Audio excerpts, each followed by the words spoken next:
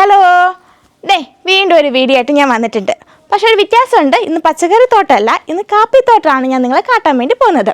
ഏകദേശം ഈ സമയമാകുമ്പോഴത്തേക്ക് നമ്മുടെ കാപ്പിയൊക്കെ പഴുത്ത് തുടങ്ങിയിട്ടുണ്ട്. ഒരു സൈഡിൽ നിന്ന് തുടങ്ങിയിട്ടുണ്ട്, മൊത്തമൊന്നും പഴുത്തിട്ടില്ല. അപ്പോൾ ഈ കാപ്പിക്കുരു എങ്ങനെയാണ് പറിക്കുന്നതെന്നും അതെങ്ങനെയാണ് ഉണക്കുന്നതെന്നൊക്കെ ഒന്ന് നമുക്ക് കണ്ടിട്ട് വരാം.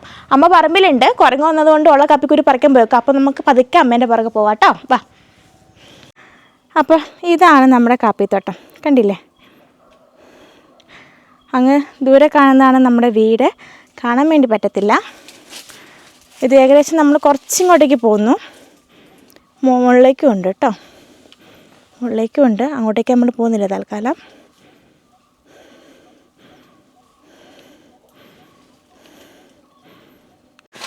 അപ്പോൾ അതുകൊണ്ട് അമ്മ ഇവിടെ നിന്നിട്ട് കാപ്പിക്കുരു പറിക്കുകയാണ്. അമ്മ ഷർട്ടും തലയിലൊരു തോർത്തും കെട്ടിയിട്ടുണ്ട്. കാരണം ഈ കാപ്പിയിൽ ഉറുമ്പുണ്ടായിരിക്കും, അത് കടിക്കാതിരിക്കാൻ വേണ്ടിയിട്ടാണ്. പിന്നെ നമ്മൾ എന്ത് ചെയ്യുന്നു, ഈ കാപ്പിക്കുരുവൊക്കെ പറിച്ചിട്ട് ഇങ്ങനെ ഷീറ്റിലേക്കാണ് ഇടുന്നത്. ഇല്ലെങ്കിൽ ഇത് മുഴുവൻ നിലത്തേക്ക് പോകും.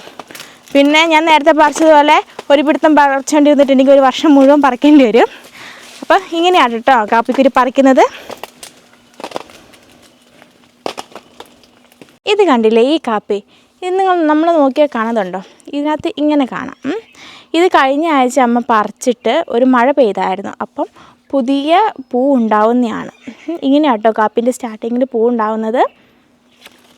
അതുണ്ടോ, ഇതൊക്കെ പുതിയ പൂ ഉണ്ടാവുകയാണ്. കാലം തെറ്റിയ കാലാവസ്ഥയ്ക്ക് എല്ലാം പല പല സമയത്താണ് ഉണ്ടാവുന്നത്.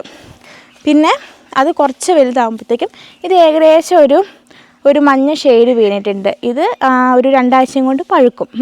അപ്പോഴേ നമ്മളിത് പറിക്കത്തുള്ളൂ. പിന്നെ എല്ലാം അങ്ങനെ ഇടകലർന്നിട്ടാണ്. നല്ലോണം പഴുത്ത കാപ്പിയും കാണിച്ചു തരാം. അപ്പോഴേ നമ്മൾ നല്ലോണം പഴുത്തൊരു കാപ്പി നമ്മുടെ വീടിൻ്റെ സൈഡിലുണ്ട്. അപ്പോൾ കാപ്പിക്കൊരു നല്ലോണം പഴുത്തിട്ടുണ്ടെങ്കിൽ ഏകദേശം തോണ്ടേ ഇങ്ങനെ ഉണ്ടായിരിക്കും. ഇത് കണ്ടില്ലേ, നല്ല രസമുണ്ടല്ലേ? മുന്തിരിയൊക്കെ പോലെ മുന്തിരിൻ്റെ അതേ കളറൊക്കെ ആയിട്ട് ഇത് ഈ പരുവത്തിലാകുമ്പോഴാണ് നമ്മൾ ശരിക്കും കാപ്പിക്കുരു പറിക്കേണ്ടത്. ഇതെന്ത് ചെയ്യും, ഇങ്ങനെ 2 കൈയും ചേർത്തിട്ട് ഇതിങ്ങനെ പിഴിഞ്ഞെടുക്കണം.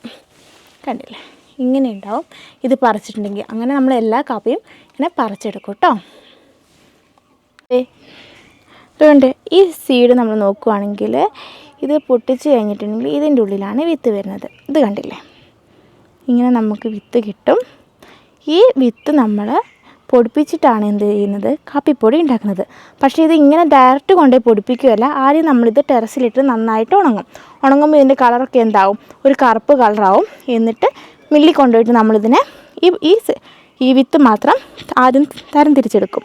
പിന്നീട് ഈ വിത്ത് നമ്മുടെ ആവശ്യാനുസരണം നമ്മൾ എന്ത് ചെയ്യുകയാണ്, പൊടിപ്പിക്കുകയാണ് ചെയ്യുന്നത്.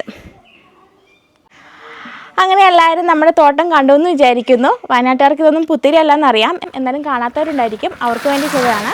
അപ്പം പുതിയൊരു വീഡിയോ ആയിട്ട് വീണ്ടും കാണുന്നവരെ ബൈ.